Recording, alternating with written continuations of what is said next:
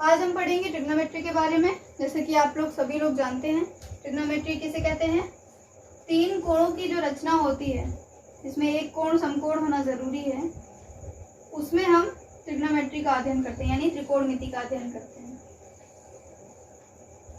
इसमें क्या कंपलसरी है, समकोण त्रिभुज का होना जरूरी है। ठीक है, जैसे कि मान लीजिए ये ए है, ये बी है और ये सी है। ट्रिग्नोमेट्री में सबसे इम्पोर्टेंट जो है बात वो ये है कि इसमें एक प्रमेय होता है, पाइथागोरस प्रमेय। ठीक है, आइए उसके बारे में पहले बात कर लेते हैं। पाइथागोरस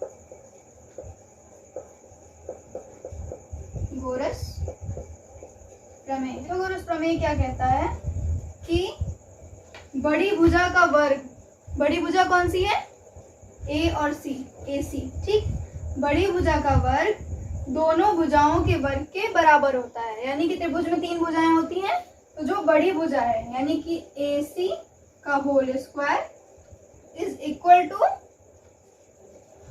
ए बी का whole square plus B C का होल स्क्वायर।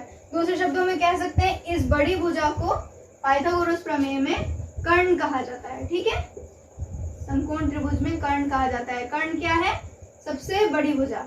ठीक, और इस भुजा को कहा जाता है लंब, इसको कहा जाता है आधार।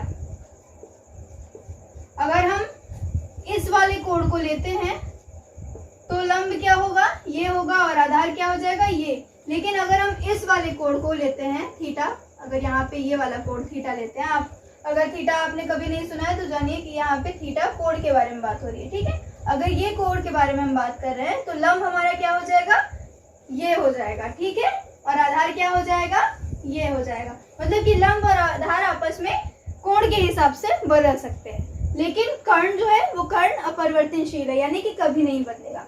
ठीक, अब इसको ऐसे भी लिख लेते हैं ताकि आप लोगों को ज्यादा समझ में आए। कर्ण का whole square is equal to A B, यानी कि लंब का whole square plus B C, यानी कि आधार का स्क्वायर। ठीक है, स्क्वायर मतलब आप समझ ही रहे हैं, वर्ग। स्क्वायर का मतलब होता है, मान लीजिए 3 का स्क्वायर लिखा है तो 3 इंटू 2 इक्वल टू 6, ये नहीं होगा। ठीक है, ये गलत है। क्या होगा, 3 इंटू 3 इज इक्वल टू 9, यानी कि उसी संख्या का उसी संख्या में एक बार गुणा होना क्या कहलाएगा, स्क्वायर कहलाएगा, यानी कि वर्ग कहलाएगा। ठीक, तो ये हो गया हमारा पाइथागोरस प्रमेय। ठीक, इसी प्रमेय की सहायता से हम बहुत सारे क्वेश्चन सॉल्व करेंगे। कैसे, देखिए मान लीजिए कि कोई क्वेश्चन दिया है जिसमें हमें ये लंब दे दिया है और ये आधार दे दिया और हमें कर्ण निकालना है। तो हम क्या करेंगे, मान लीजिए लंब दिया 2, आधार दिया 4, ठीक है, और कर्ण निकालना है, तो इसमें रख लेंगे। तो कैसे करेंगे बताइए, कर्ण निकालना है 2 का होल स्क्वायर प्लस आधार क्या है 4, 4 का होल स्क्वायर, ये क्या हो जाएगा 2 दूनी 4 प्लस 4 जो 16। मैंने पहले ही आपको बताया कि 4 का स्क्वायर 4 गुणे 4 होगा। ठीक है, समझ गए, 4 का स्क्वायर क्या होगा 4 गुणे 4 यानी कि 16।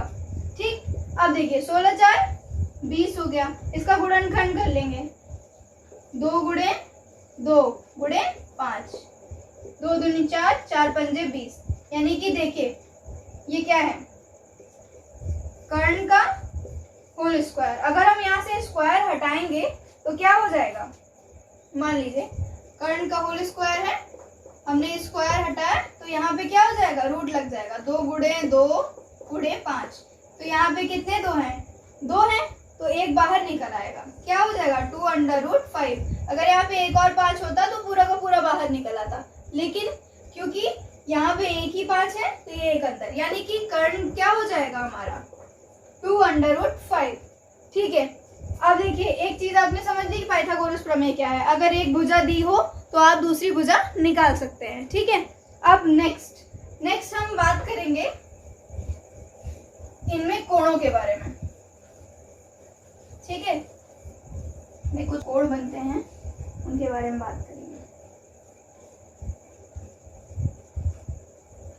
इनकी ज्या के बारे में।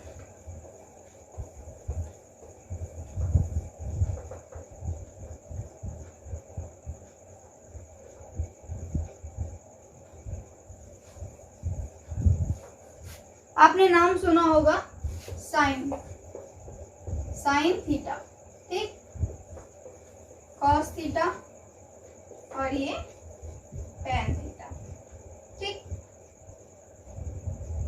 टेन थीटा, ठीक। ये क्या है, ज्या है। साइन थीटा किसके बराबर होता है, लंब बटे कर्ण, लंब बटे कर्ण के बराबर होता है, ठीक है। कॉस किसके बराबर होता है, आधार बटे कर्ण। साइन को क्या बोलते हैं, ज्या बोलते हैं। कॉस को क्या बोलते हैं, कोज्या बोलते हैं, ठीक है। देखिए, और टेन थीटा क्या है, लंब बटे आधार, लंब बटे आधार, ठीक। देखिए अब इसका उल्टा देखिए, साइन थीटा का उल्टा क्या होता है, कॉसेक थीटा, ठीक है। कॉसेक थीटा क्या होता है, कर्ण बटे लंब, यानी कि सीधा सीधा इसका उल्टा, इसको इधर कर दीजिए और इसको इधर कर दीजिए, तो ये क्या हो जाएगा, कॉसेक थीटा हो जाएगा। कॉस थीटा का उल्टा क्या होगा, सेक थीटा। ये क्या होता है, कर्ण बटे आधार, ठीक। इसको अगर हमें इसका उल्टा करना है, सेक थीटा बनाना है, तो कर्ण को इधर कर दीजिए और आधार को इधर कर दीजिए, तब ये क्या बन जाएगा, सेक थीटा। टेन थीटा का उल्टा क्या होता है, कॉट थीटा। कॉट थीटा बनाने के लिए हम क्या करेंगे, आधार बटे लंब,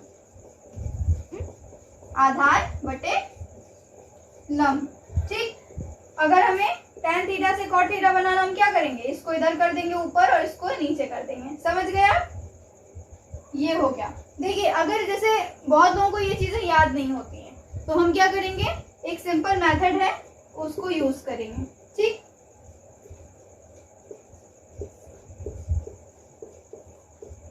ठीक, ये देखिए, साइन थीटा अगर जानना हो तो लंब बटे कर्ण, कॉस थीटा जानना हो आधार बटे कर्ण, और टेन थीटा जानना हो तो लंब बटे आधार। समझ गए आप, क्या है, साइन कॉस टेन, और इसी का उल्टा कर लेंगे तो कॉट सेक कोसेक, ठीक। अब देखिए इतनी बात तो हमने समझ ली। अब अगले वीडियो में हम बात करेंगे किसके बारे में, चतुर्थांश के बारे में बात करेंगे, ठीक है। और बात करेंगे कि कैसे इनसे सूत्र निकलते हैं, इन जो ज्याओं से कैसे सूत्र निकाले जाते हैं, उसके बारे में हम बात करेंगे, ठीक है। तो अगले वीडियो को जरूर देखिएगा, और अगर कोई बात आपको यहाँ नहीं समझ में आ रही है तो जरूर पूछिएगा, ठीक है। धन्यवाद। देखिए अब ये तो हमने जो आपको बात बतानी थी वो तो बता दिया, ठीक है, लेकिन अब आपको कितना समझ में आया, इसके लिए आइए कुछ होमवर्क आपको दिया जाए, ठीक। अगर आपको नहीं समझ में आएगा तो जरूर पूछिएगा, ठीक। होमवर्क में हम क्या करेंगे, हम कुछ समकोण त्रिभुज आपको देंगे और आपको उसमें क्या करना है, जो भुजा पता नहीं है उसका पता करना है, ठीक है। दो भुजाओं के माप दे देंगे और आपको तीसरी भुजा का मान ज्ञात करना है, ठीक है। अब देखिए,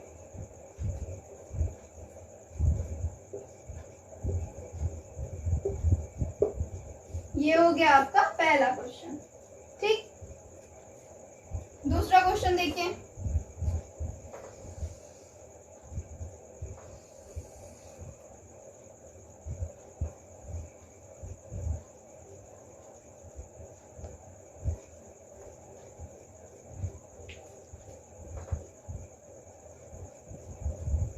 दूसरे क्वेश्चन में बड़ी भुजा का माप हम दे रहे हैं 15 और इस भुजा का माप दे रहे हैं 7। ये वाली भुजा आपको ज्ञात करनी है, ठीक है।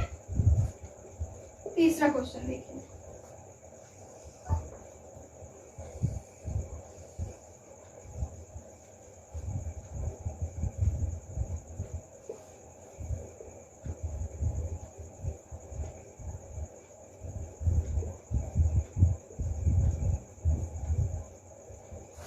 ये वाली भुजा ज्ञात करनी है, ठीक है।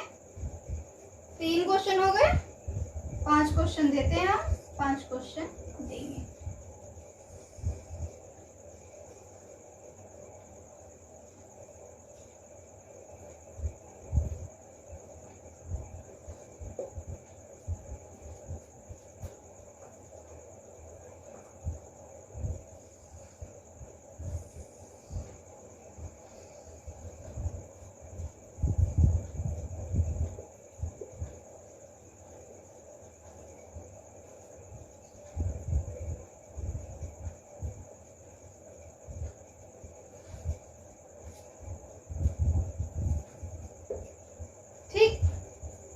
पांचों क्वेश्चन आप लोग नोट कर लीजिए और ये क्वेश्चन इसका आंसर आप हमें जरूर बताइएगा, ठीक है।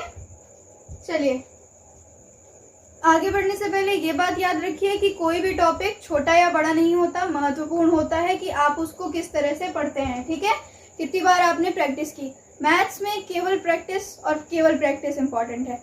आपने आज पढ़ लिया और 2 दिन बाद नहीं पढ़ा तो उस पढ़े हुए का कोई अर्थ नहीं है, ठीक। आपका रोज पढ़ना, रेगुलरिटी बहुत ज़रूरी है, ठीक है। आगे के वीडियो में हम इसके आगे की बात करेंगे। धन्यवाद। वीडियो को like, comment, share and subscribe करना बिल्कुल नहीं भूलिएगा। वीडियो आपको तभी अच्छा मिलेगा जब आप इसको ज़्यादा से ज़्यादा लाइक करेंगे, कमेंट करेंगे, ताकि हमें ये समझ में आए कि आप क्या पढ़ रहे हैं और आपको कितना समझ में आ रहा है, ठीक है। धन्यवाद।